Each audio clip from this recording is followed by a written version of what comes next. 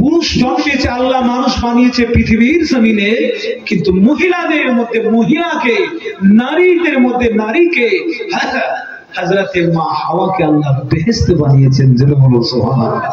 কোথায় বানিয়েছেন? মা হাওয়াকে আল্লাহ বেহেশতে বানিয়েছেন। এটা একটা নারীদের ভাগ্য। আল্লাহ রাসূল মেরাজে দেখে এসেছে মেয়েরা বেশিরভাগ জাহান্নামী। এটা স্বাভাবিক, তা বলে বলে বলে বলে বলে তাদের অন্তরটাকে খারাপ করে দিও না। এটাও রাসূলুল্লাহ বলেছেন। কি বলেন? সাধারণ মানুষ যারা কম বুদ্ধি একটু বুঝিলে আমরা জাহান্নামী তার কিছু করবোই না, এর মজা না। খালি একটা লোককে জাহান্নামী জাহান্নামী বলে একটা বিরক্ত হবে না? আল্লাহ পাক বলছে বান্দা যদি সরে যায় তারপরও কিছু বলো না, সে আমার রহমতের আশা করে তওবা ইস্তেগফার করে ফিরে আসে, আমি আল্লাহ তাকে জান্নাত দিয়ে দেবো। বলবেন না? তো অপর জায়গাতে আল্লাহ তো বলেছে নারীরাও জান্নাতে যাবে। রাসূল নিজে বলেছে 4টে কারণের জন্য নারীরা জান্নাতে যাবে। তা আমার এই মুখে বারবার করে জাহান্নামী জাহান্নামী ঘোষণা করাকে আমরা হতে দেব? কি বলেন? রাসূল দেখে এসেছে, তার বহু কারণ আছে, বললে হবে না, হাদিস দিয়ে কারণ আপনাকে বলে দেখাতে হবে।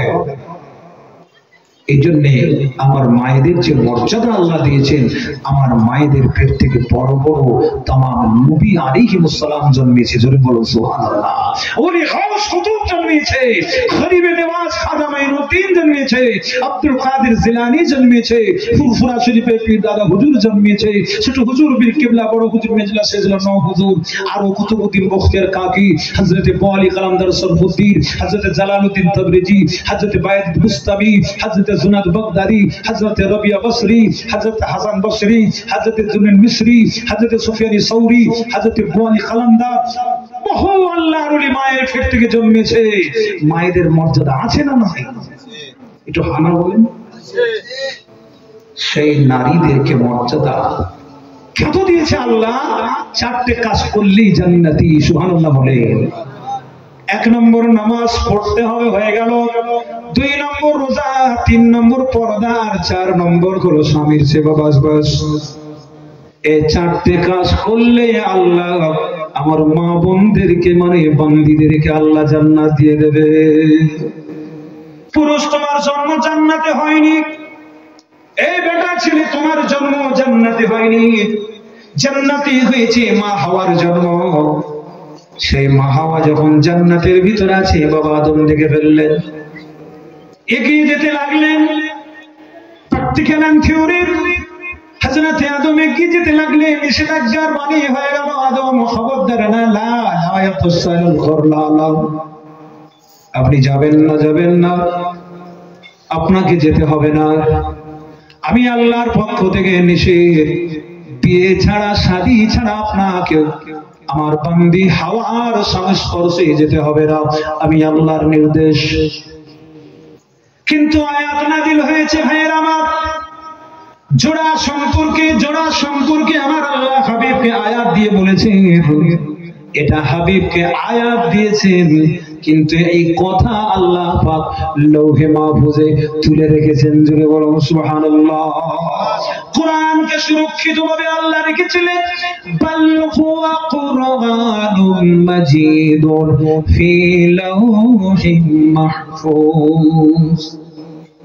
আল্লাহ হাবিবকে টুকরা টুকরা করে দিয়েছে, আয়াত আয়াত করে দিয়েছে, কিন্তু কোরআন শরীফটা আল্লাহ আগে কোট করে রেখে জমা করেছিল লৌহে মাহফুজে। সুবহানাল্লাহ বলেন। ও দুনিয়ার মানুষেরা, আমার নবী বিশ্ব নবীর উপরে আয়াত নাযিল করেছেন। ঘটনাটা আমরা পরে জানতে পারলাম, যুগের পরে যুগ মানুষেরা জানতে পারলো। একটা নারী আর একটা পুরুষ, তার দলিলটা শুনলেন। وَمِنْ آيَاتِهِ أَنْ خَلَقَ لَكُم مِّنْ أَنفُسِكُمْ أَزْوَاجًا لِتَسْكُنُوا إِلَيْهَا وَجَعَلَ بَيْنَكُم مَّوَدَّةً وَرَحْمَةً। আমার আল্লাহ কোরআন মাজিদ আয়াতের দ্বারা প্রমাণ করে বললেন, দুটো জাতি আমি সৃষ্টি করলাম, বানালাম। এক হলো নারী আর এক হলো পুরুষ। আর তাদের যখন বিবাহ বন্ধন হয়ে যায়, লিতাসকুনু ইলাইহা, ভালোবাসাটাও আমি আল্লাহর পক্ষ থেকে তাদের মধ্যে চলে যায়। এরপর হযরত আদমকে বললেন, আমার আল্লাহ হযরত আদম বিয়ে করার জন্য রাজি হয়ে গেলেন। আল্লাহ নবী দয়ার নবীর বংশ পরম্পরা আদম থেকে আলোচনা। হযরত আদম বিয়ে করতে রাজি হয়ে গেলেন। বহু ঘটনা। বেহেশতের ভিতরে স্বয়ং আমার আল্লাহ পাক মা হাওয়ার সঙ্গে বাবা আদমের বিয়েটা আমার আল্লাহ পড়িয়েছিলেন। জোরে বলুন সুবহানাল্লাহ। জওয়ানেরা, যুবকেরা, হযরত আদম ও হাওয়া বিয়ে হয়ে গেল। এবারে আবারও ধাপে ধাপে আগাতে লাগলেন। আল্লাহর নির্দেশ, আল্লাহ নিজে খুতবা পড়লেন, প্রশংসা নিজের গাইলেন। হযরতে আদম বসে বসে শুনলেন। এরপর হযরতে আদম আগাতে চাইলেন, তখন আল্লাহ নিষেধ করে দিলেন, না, স্পর্শ করতে পারবে না। তাহলে কি করতে হবে? আল্লাহর নির্দেশ হলো আমার হাবিবের প্রতি 10 বার দুরূদ শরীফ পড়লামি আল্লাহ আপনার জন্য আপনার বিবি হাওয়াকে হালাল করে দেব। সুবহানাল্লাহ বলুন।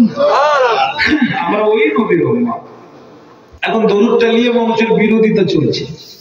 দরুদ নিয়ে বিরোধী চলছে না? একই দরুদ। আমাকে বহু বাবুন গ্রাম থেকে ফোন করে বলছে কে বা কারা